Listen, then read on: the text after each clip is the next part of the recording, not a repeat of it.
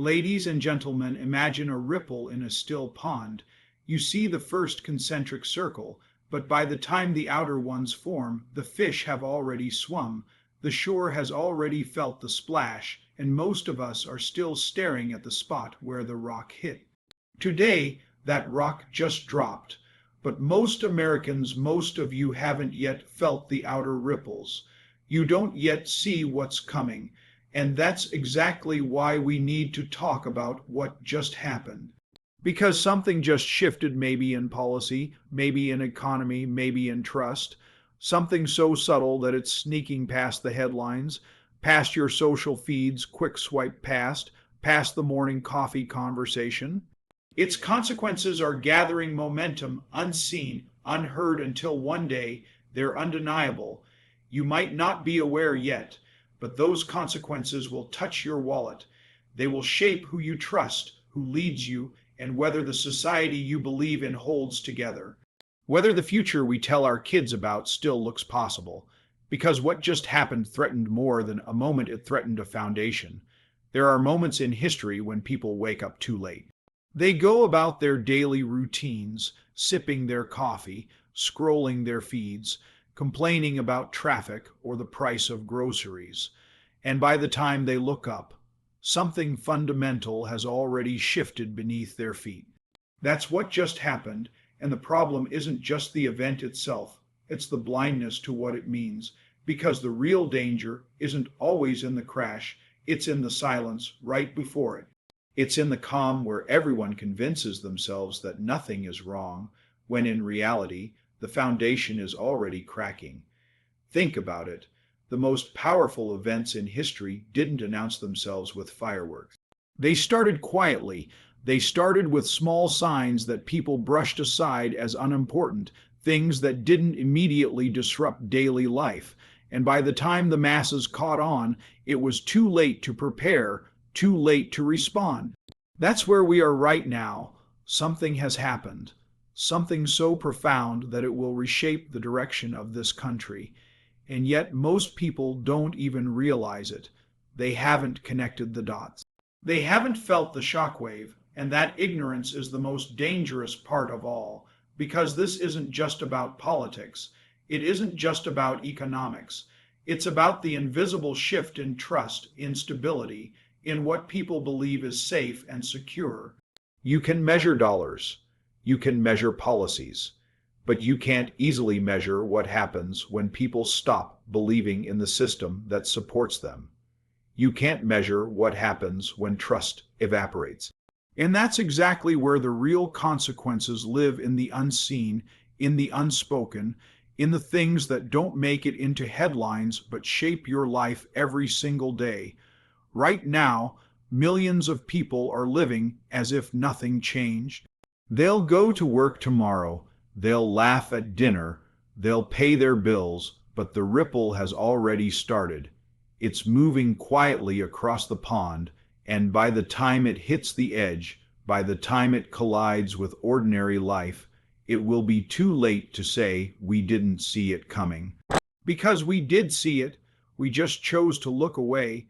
The wake-up moment is this.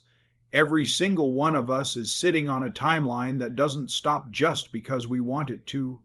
You don't get to pause reality. You don't get to opt out of consequences. And while most are sleeping through the impact, those who are awake will be the ones shaping what happens next. That's why awareness isn't optional. It's survival. Ask yourself honestly, how many times in your life did you look back and say, I should have acted sooner? Think of the investment you didn't make, the opportunity you didn't take, the warning sign you ignored. That feeling, that regret, is exactly what millions are setting themselves up for right now. They are sleepwalking into the aftermath of what just happened, and when the costs become undeniable, they'll claim they were blindsided. But the truth is, they weren't. They just weren't paying attention, and here's the harsh reality. Not knowing is no longer an excuse, because the signs are right in front of us. The data, the behavior shifts, the fractures in our institutions, they're visible to anyone willing to actually look. The question isn't whether the consequences are coming. The question is whether you're awake enough to prepare, awake enough to adapt, awake enough to lead while everyone else is stuck in denial. If you've ever wondered how societies collapse, how great nations lose their edge, how ordinary people wake up one day to a world they don't recognize, it doesn't happen overnight. It happens exactly like this, with small shifts ignored by the majority, while the minority either exploits the moment or fights to sound the alarm. This is that alarm. This is that moment where you have to decide whether you'll keep pretending nothing happened, or whether you'll step outside the comfort of ignorance and face the reality that the world has already changed. Because here's the thing, every wake-up moment carries a choice. You either open your eyes and adapt, or you stay asleep and pay the price. Right now, most people are asleep. Most people are drifting through life thinking the future will look like the past. But those who stay asleep will be the ones crushed under the weight of consequences they refuse to acknowledge. Those who wake up, on the other hand, they'll be the ones who turn disruption into opportunity. They'll be the ones who reshape the narrative, who see the cracks not as reasons to panic, but as openings to rebuild something stronger. And I'll tell you this, history does not remember the ones who slept.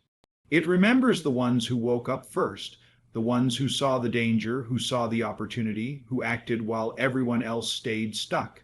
That's why this is your wake-up moment, not tomorrow, not when it's convenient, not when the consequences are already at your doorstep, right now, because what just happened is bigger than a headline, bigger than a single event. It's the opening chapter to a new reality, and whether you want to face it or not, that reality is already here. So stop pretending this doesn't affect you. Stop waiting for someone else to explain it.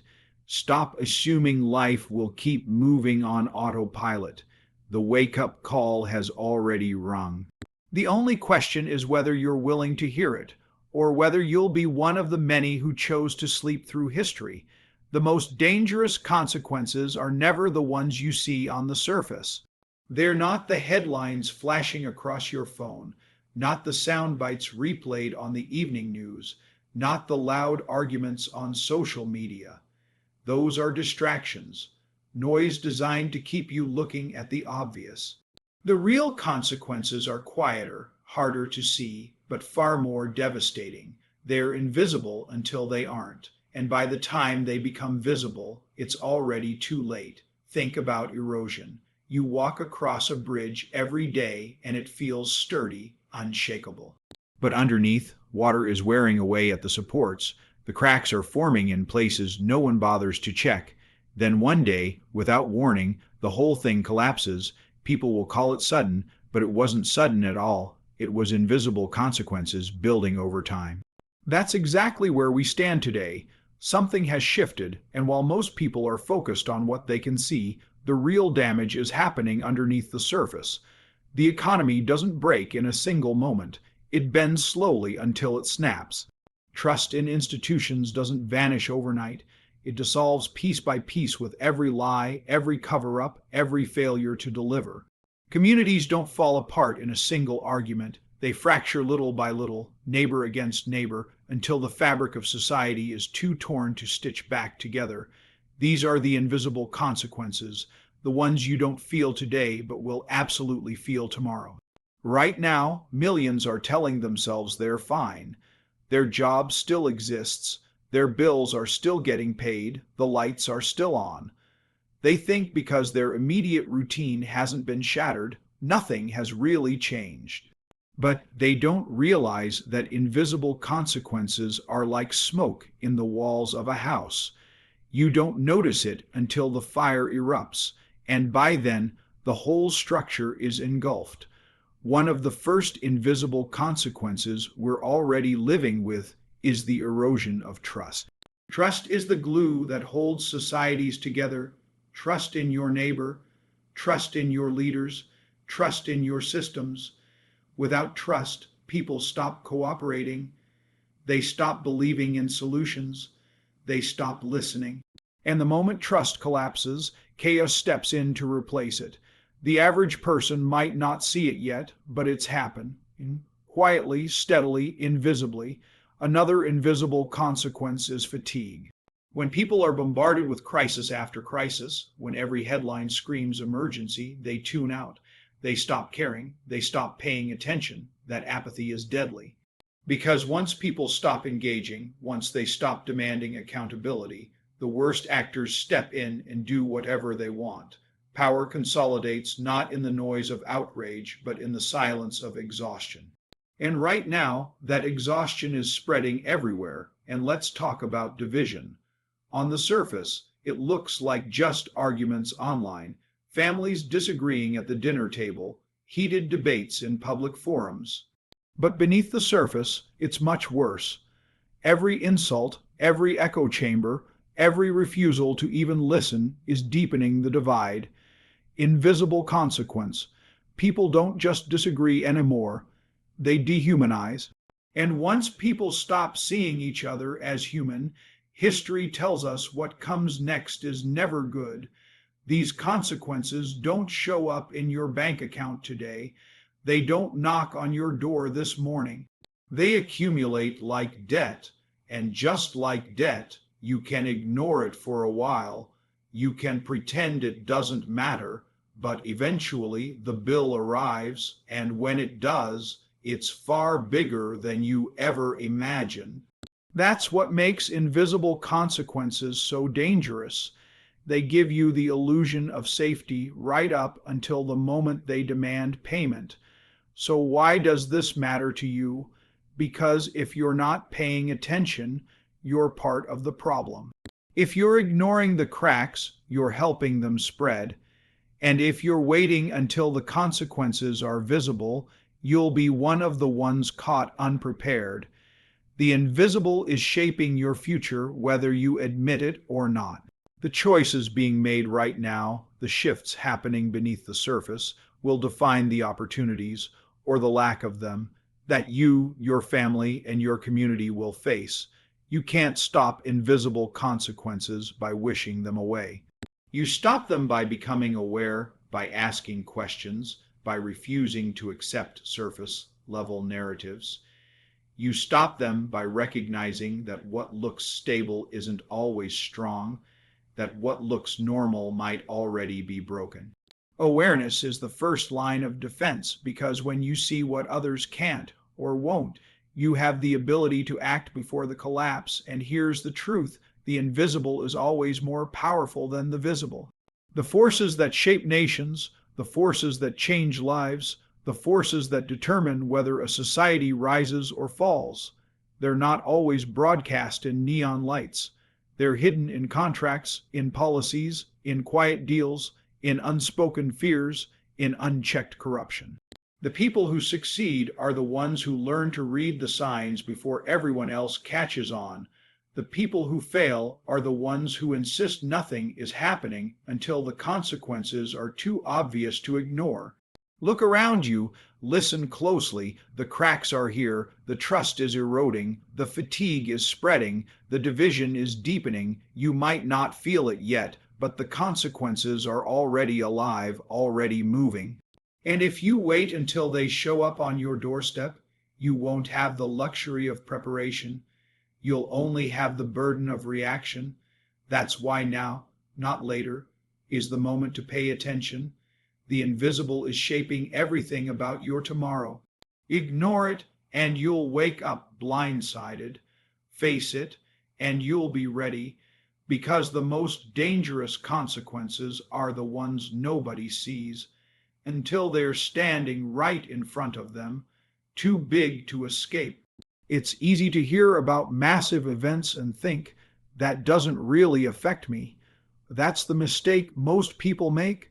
They see a shift in policy, a crisis in the economy, a breakdown in leadership, and they tell themselves it's distant, abstract, something for experts or politicians to worry about. But the truth is, nothing stays abstract forever. Sooner or later, it becomes personal. It finds its way into your wallet, your home, your relationships, your peace of mind. And by the time you realize that, the damage has already been done. Think about the cost of living. Most people didn't notice when small changes started happening. Gas creeping up a few cents, groceries just a little more expensive. They thought it was temporary. They thought it would balance out. But invisible shifts stacked on top of each other, and suddenly families found themselves making choices between bills and food, between saving for the future or just surviving today. That's personal relevance. What seemed like a distant policy or market move showed up in the most intimate part of life.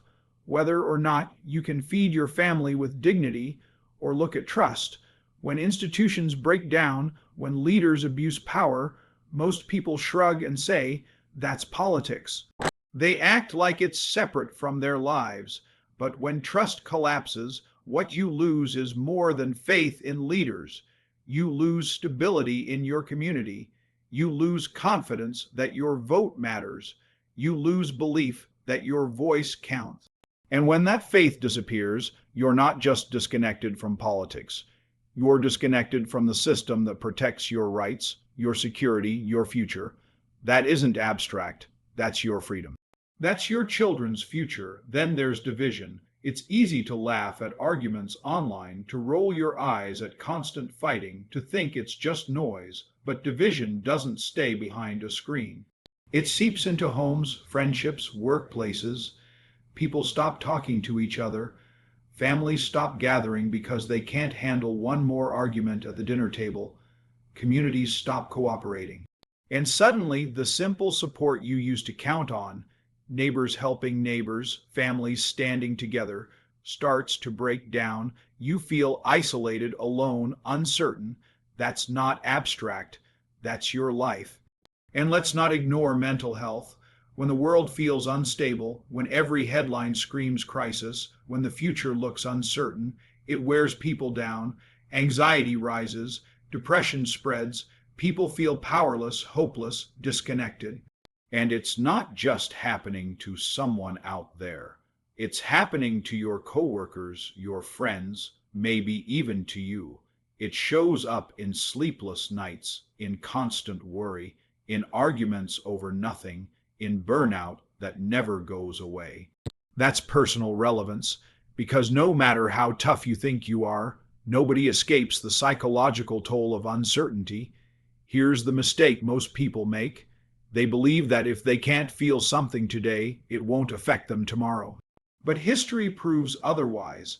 Every great shift eventually finds its way into people's everyday lives.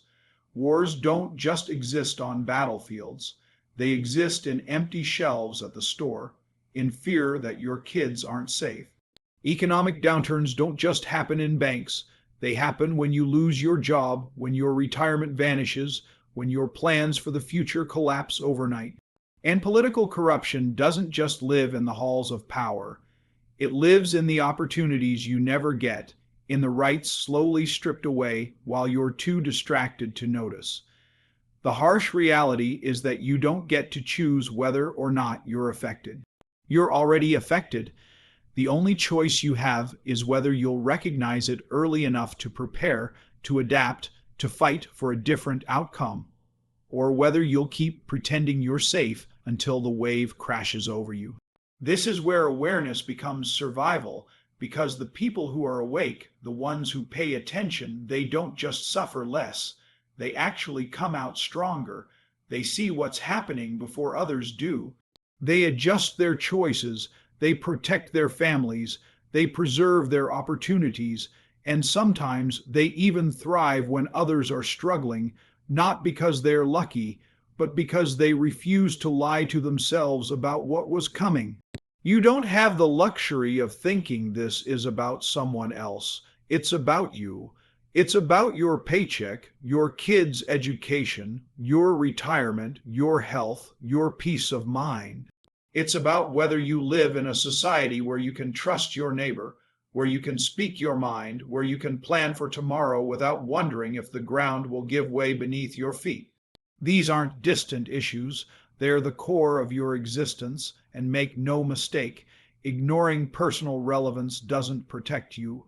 it condemns you, because by the time you realize it matters, by the time it's standing at your doorstep, it's already too late to act. That's why the people who keep saying, "It doesn't affect me," are always the ones hit hardest, because life doesn't wait for your acknowledgement. The consequences arrive whether you're ready or not. This is your reality. What just happened isn't a story you scroll past. It isn't someone else's problem. It isn't something you can ignore until it fades. It's already shaping your tomorrow, your relationships, your choices. The question isn't whether it's relevant to you. The question is whether you're brave enough to admit it now, before you're forced to admit it later. You can look the other way if you want. You can keep pretending life will remain the same, but pretending doesn't protect you. Pretending doesn't shield your family. Pretending only delays the inevitable moment when you realize the relevance was personal all along. The choice is yours. Wake up now and face it head on, or wake up later when it's already too late to do anything about it. Awareness without action is useless. Knowing the truth, recognizing the signs, understanding the danger, it all means nothing if it doesn't change the way you live, the way you think, the way you move. Too many people today stop at awareness. They nod their heads, they say that's true, they share a post or talk about it over dinner, and then they go back to life as usual. But life as usual is exactly what guarantees that nothing changes. Because the world doesn't shift just because you noticed. It shifts when you act on what you noticed. This is the point where people either rise or fall. The ones who hear the alarm and stay in bed, convincing themselves they've got more time, always end up crushed under the weight of consequences they could have avoided. The ones who hear the alarm and get up, even when it's uncomfortable, even when it means breaking habits, even when it means standing alone, they're the ones who end up steering the direction everyone else follows later. Awareness is the spark, but action is the fire. Without action, awareness just burns out in silence. So what does action look like? It starts small. It starts with refusing to accept what you're told without asking questions. It starts with digging deeper, challenging assumptions, refusing to live on autopilot. Too many people are content with surface-level explanations, with headlines that tell them what to think, with influencers and politicians who feed them easy answers. Action means breaking out of that trance. It means demanding evidence, demanding accountability, demanding more than just slogans and noise. Action also means owning your responsibility. Everyone wants to point fingers. They blame leaders, institutions, the media, other citizens. But the hard truth is this: if you live here, if you're part of this society, you're part of the system that allows this to happen. And that means you don't get to sit on the sidelines. Your silence is a choice. Your inaction is a decision. Every day you choose whether to strengthen the cracks or to fight against them. Every day you're either building the solution or feeding the problem. And make no mistake, awareness without courage is still an action, because it's one thing to see the truth and whisper it in private. It's another thing to stand up, to say it out loud, to put yourself on the line for it. Action requires courage. It requires a willingness to be uncomfortable, to be unpopular, to be misunderstood. The world is full of people who knew better and stayed quiet. They're forgotten. The world remembers those who spoke up when it mattered, who risked something for the sake of change. That's the kind of action that makes awareness powerful. Some people will say, what can one person really do? That's the excuse of the powerless. History shows again and again that every movement, every shift, every revolution begins with a single voice refusing to be silenced. One person becomes 10, 10 become hundreds, hundreds become millions, but none of that happens if the first person doesn't act. Waiting for others to fix it is the surest way to guarantee it never gets fixed. This is the moment where you decide whether you're awake just for yourself or awake for the world around you. Because personal awareness might protect you for a while, but collective action is what protects society. If you see the cracks, if you know what's coming, then your responsibility is not just to protect your own future, but to warn others, to gather others, to lead others. That's how movements start, not with mass agreement, but with individuals who refuse to be passive. And understand this clearly, action doesn't have to mean chaos. It doesn't mean reckless decisions. It doesn't mean tearing everything down. Real action is deliberate. It's strategic. It's focused on solutions, not just outrage. Outrage without action is noise. Awareness with action is power. It means channeling your energy into voting differently, supporting differently, speaking differently, raising your kids differently, choosing your work differently, spending your money differently. Every choice is a weapon. Every decision is a tool. You are never powerless unless you decide to be. But here's the uncomfortable truth. Most people will choose to do nothing. They'll nod along, agree with everything, and then go back to business as usual. They'll convince themselves that change is someone else's job, and that's why societies fall.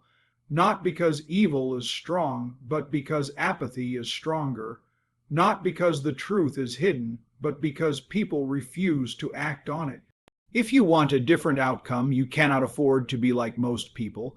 You cannot afford to sleepwalk through history. This is your call to action, to wake up and stay awake, to connect awareness with courage, to refuse silence when silence becomes complicity, to make choices every single day that align with the truth you now see.